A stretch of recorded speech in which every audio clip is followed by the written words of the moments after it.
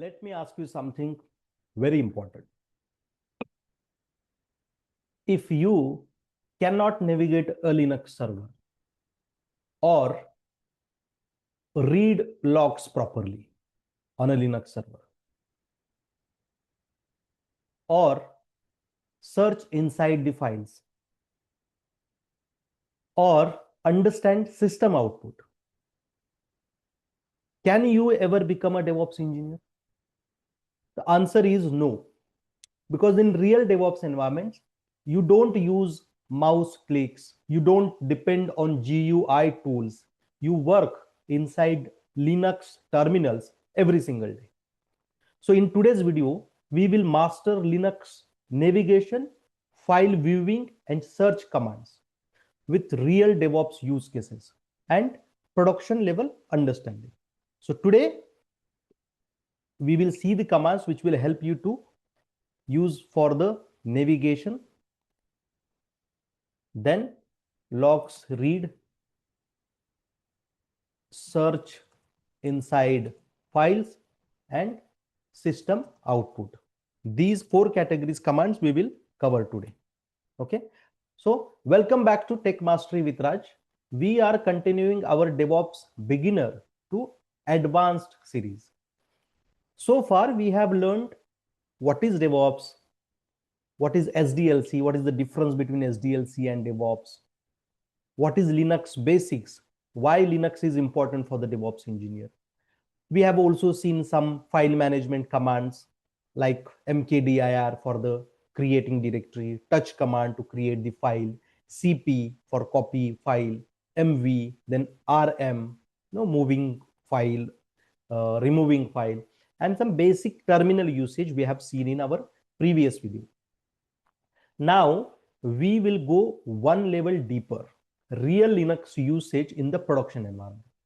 So today we will learn navigation commands and file viewing commands. So first we will list down all the commands which we are going to check today. So first command is pwd. Now yesterday's or previous video we have seen this command, but today again we will cover this in detail. This is the first command. Second command is who am I. Third is uname. Fourth is date, then cal and clear. These are the navigation commands.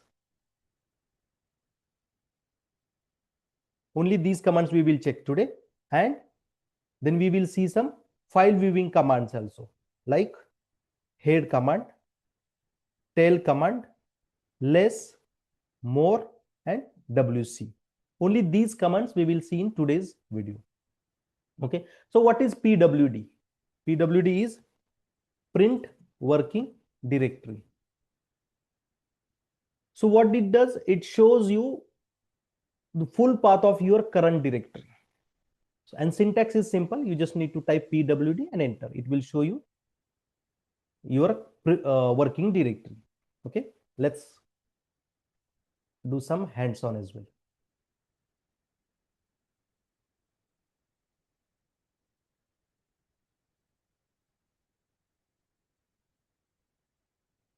Let me open my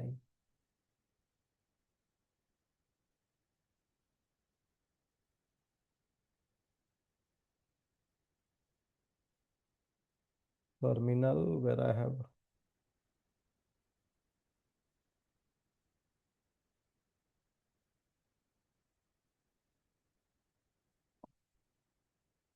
give me a minute.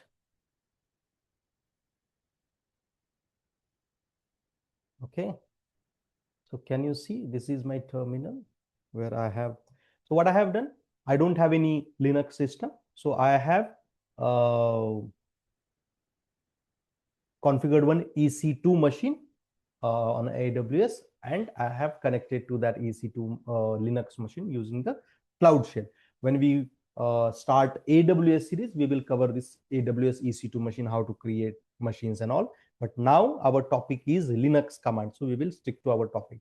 So first command we were watching was the pwd command. So you simply run this pwd command and it will show you you are currently present in the /home/cloud shell user directory. Okay, so this is the first command to see where are you currently, or what is your current working directory. Okay, so this command is simple and does not have any major parameters. So what is the use of this command in the DevOps? You can confirm script execution path using this command, or you can also debug CI/CD pipeline directory issues or validate deployment locations. So a script fails because it runs in a wrong directory. So you can check using pwd command. Okay. Next command is who am I? Who am I? So this is the simple command. There is no parameter, and if you enter, it will give you the output, and output is your user profile. So who you are, your user profile name is cloudshell-user. Okay, so what is the use of this command in your DevOps? You can verify correct user, whether you are executing command using root user or any service account. Okay, because executing command using root user, it can be extremely risky. You might accidentally delete unnecessary data or very important data, so you have to avoid using root user. So for that, before executing any risky command, you need to check what is your current profile. So who am I is the command you can use. Okay, using this command you can prevent permission errors also. Then security validation in servers, you can check all these things. Okay, so in production, suppose your Jenkins job fails due to wrong user permission, you check who am I, who is that user. Okay, so it displays your name, user profile name. Next command is okay, uname. Uname is the next command. Okay, and it gives you your system information. It displays the system, kernel, and OS as well. Okay, so but there are some important options in this command. When you run uname command, it is just showing Linux. Okay, this is the system. But if you use uname -a, what it will show? It will show the kernel version. Okay, so it is showing your Linux, IP, region, all the details. Okay, so this uname -a is very important to see the kernel version details. Okay, then there is one more parameter in the uname, that is uname -m. It will show you the architecture. Okay, so architecture is 8664. Okay, so this parameter is also very important in the DevOps, because you can validate OS before any deployment. Okay, you can also check kernel compatibility for Docker or Kubernetes, and you can debug system mismatch issues, because you need to understand what system you are using before deployment. So this command is very important. Next command is date. Now this command is very simple. It just show you your current date of the system and type. Okay, so here you can see when I executed date command, it has shown Saturday, May 9th, and this is the current time, PM and 2026. Okay, so this date command is also very important, because you can using this command you can see the log timestamps, or deployment tracking also can be done using this command, or audit logs in production. If you check the logs, you can find out when this command is executed, any command. So for checking logs also, it will be very important. Next command is cal command. It will show you the calendar of the month. Okay, this is the cal command. Okay, now using this command, it is just showing current month, but if you want to see the entire year, so you need to use cal and then year, so it will show you entire year. Okay, so it has shown January, February, March till December. Okay, so this is the one parameter you can use. Now if you want to see the if you use cal -3, what will be the output? It will show you previous month, current month, and next month. So cal -3.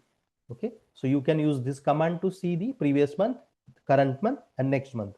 Okay, and the use of this command is for the maintenance planning and release scheduling references. Okay, now since we have executed so many commands and we can see all this data in a terminal, so there is one command to clean your terminal, and that is clear command. So if you run the clear command, all the executed data will gone. Okay, so clear command is executed. Okay, so if you don't want to use the clear command, you can simply use control L also instead of clear command. So it will clean the debugging environments. Better readability in demos as well, it is possible, because if there is too much data on a screen, it's difficult to read. And then there is a reset terminal during troubleshooting, because troubleshooting, as I said again, if you want to clean your terminal, you can use this command. So these are the 5 commands we have seen from the first section, which was our navigation commands section. Now the next section is for the file viewing commands. Now let me show you. Currently, this ls command we have seen in our previous demo. It shows the what lists down all the files. Okay, so in our directory currently these 5 files are exist: test 1, 2, 3, 4 and 5. Now we want to read these commands. So first of all, we have seen yesterday cat command, but cat command will show you the entire data of the file. Whatever is in the file, you can see using cat command. Okay, so this is, there are 50 lines in this file. Okay, test 1 file. If you should test 2, it will show all the data, but there is no data in the test2 file. That's why it is not showing any data. Now test 1, okay, so it is showing all the data, but cat command is showing all the data of the file. Now in this case we have only 50 lines, so it is easy to read. But suppose if there are 1000+ lines, how it will look like? Because it will be very difficult to read the file if there are 1000 plus lines or more than that, because in real world there can be 50,000 60,000 lines in a file, right? So reading using cat command is going to be very difficult. So there is one command called head command.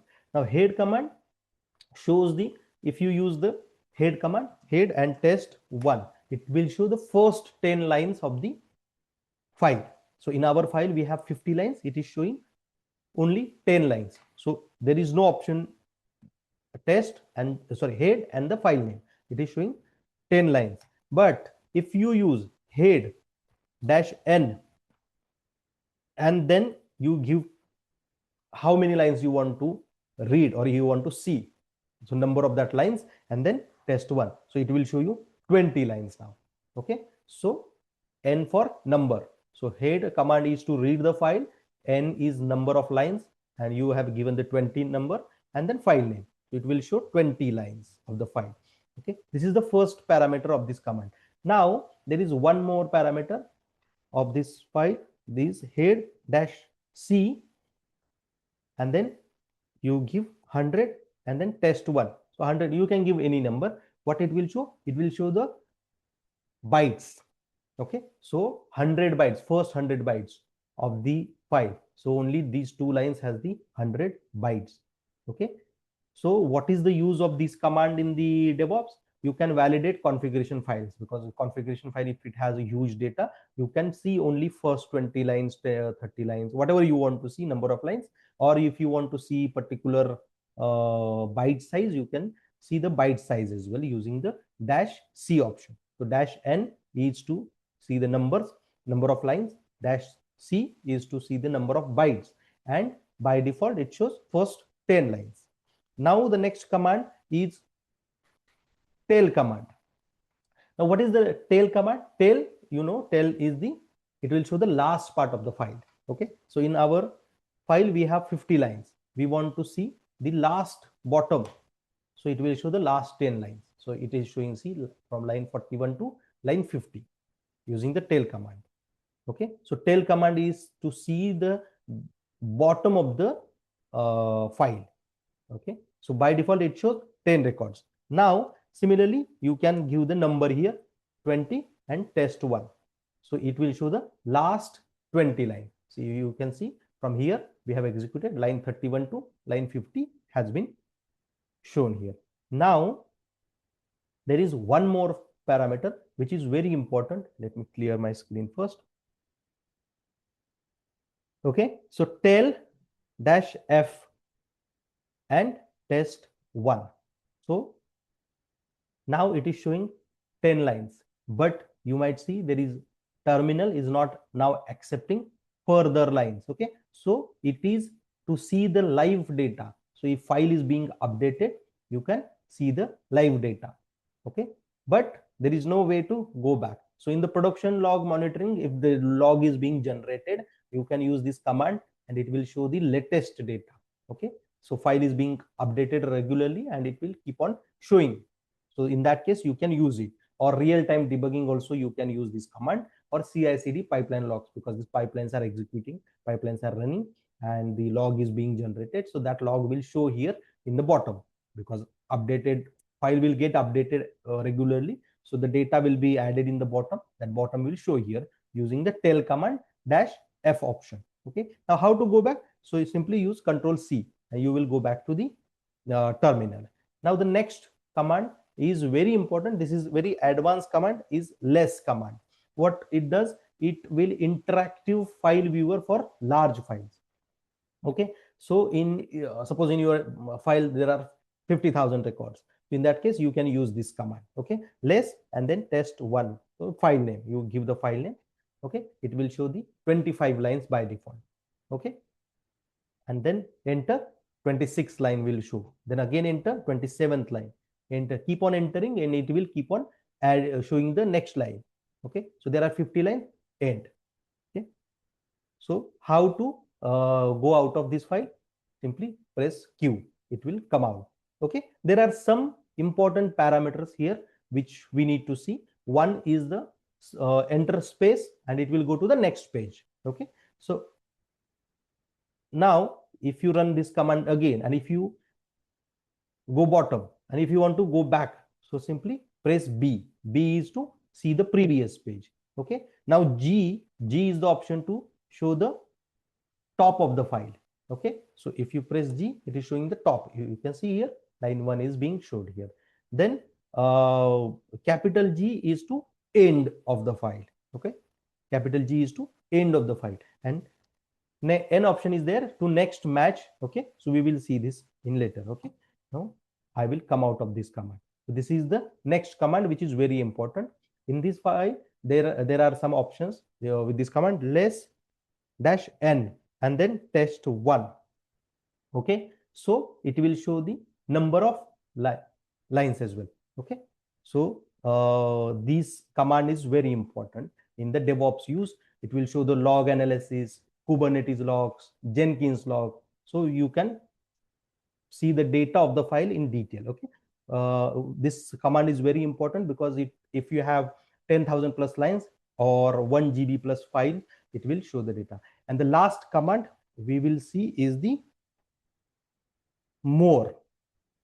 Okay, so more command, it is a simple view, file displays file page by page. So test 1 and it is showing 25, enter and it will show next line. Okay, so and if you press the page down, it will go to the end of the file. So this is also very important DevOps command. Okay, now these commands we have seen. Okay, so these are the 10 important commands we have seen.